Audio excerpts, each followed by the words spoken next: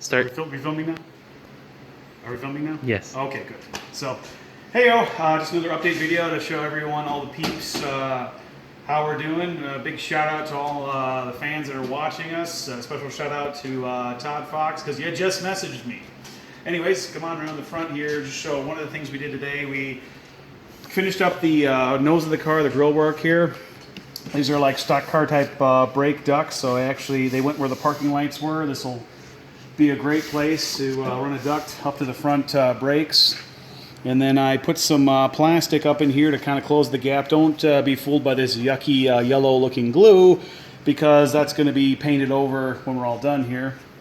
And then in the nose here where the license plate once lived, of course we've cut that out to get more air to the radiator. These cars are bottom breathers and they overheat. So a lot of the cars I've seen, they'll actually cut this out to get more air directly to the radiator. And again, we're going to paint this black so it'll look kind of cool when it's all done. But yeah, just a nice direct path for the air to get in there and do its job and keep the car from boiling over. And then the other thing we did today, we finished the brakes on the car. Again, don't be fooled by all the grease and grime. We'll clean that off when it's time to go racing. But we've got the Hawk pads in the car, and we've got braided brake lines right here. I mean, if you're thinking about building a car like this is cheap insurance, because if you run just the rubber lines, they can heat up and blow out of the caliper. I've seen that happen multiple times. It's not that expensive to get good braided lines. Do it. Otherwise, you'll be potentially one of the people that wish you had. So that's what we accomplished today. And then I'm just going to lift the car up here once.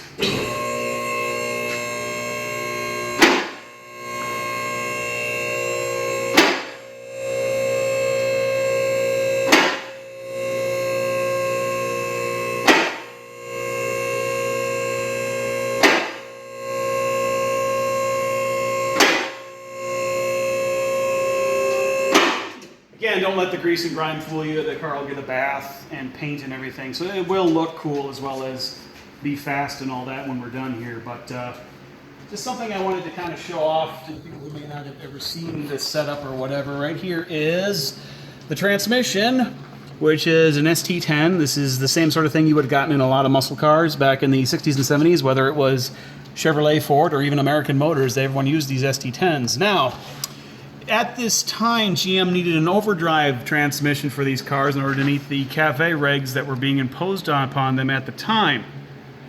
But they didn't have such a unit. So, Doug Nash to the rescue. This right here, you can see the pan, which is leaking, and yes, we're going to fix that. This is the Doug Nash overdrive.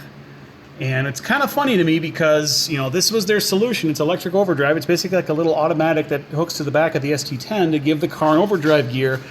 And nowadays, ironically, that's what a lot of hot rodders are doing. They're actually installing these aftermarket overdrives on the tail shafts of their 60s muscle cars to give them an overdrive gear without having to completely re-engineer the car or do like a Tremec swap or something like that. So I just think it's fun. I think it's kind of cool and kind of funny that basically this is the manual with overdrive stuck on it all, you know, before that became a popular thing.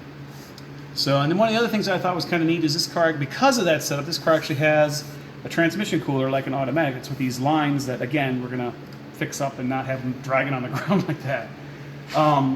These lines actually go up to a for-real cooler up into the radiator, which is something you just don't see on a manual transmission very often. And again, that's cool because that's going to help us, you know, keep the tranny cool on the car, and which we're definitely going to need because we're going enduro racing with it. But in any event, we got, you know, nice and filthy dirty. We got brakes on the car.